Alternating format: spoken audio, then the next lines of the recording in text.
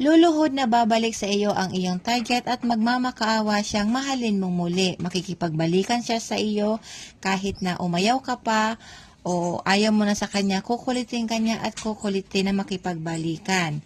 Basta naniniwala ka po sa mga ganitong gawain ay pwede mong gawin ang ritual na ito sa itlog. Gagawin mo mga kaswerte, gawin mo ito sa araw ng Martes o kaya Biyernes. Kumbaga, Martes, Biyernes, o ulit-ulitin mo ito ng Martes, Biyernes, hanggang sa makita mo ang resulta.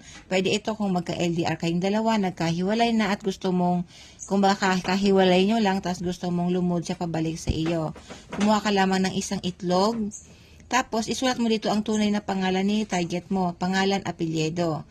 Tapos, ipaikot mo ito sa buong katawan mo mula paa hanggang ulo. Kailangan dyan, paikot mo yan dyan mga kaswerte. Tapos sa ulo, sa katawan, sa buong katawan mo, ipaikot mo ito. Habang pinapaikot mo, kailangan iniisip mo yung mukha niya, tapos sasabihin mo yung pangalan at apelyido.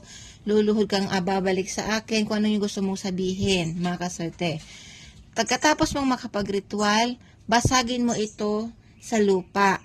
Or pwede rin sa sahig nyo kung wala kayong lupa, kung saan semento na pwede nyong basagin ito. Doon mo lamang ito, pag nabasag ito doon, kumbaga ikakrak mo ito, tapos itapon mo lang doon sa may lupa o kaya sa semento, hayaan mo lang siya doon, hayaan mo siyang langgamin, hayaan mo lang kung paano siya mawawala doon.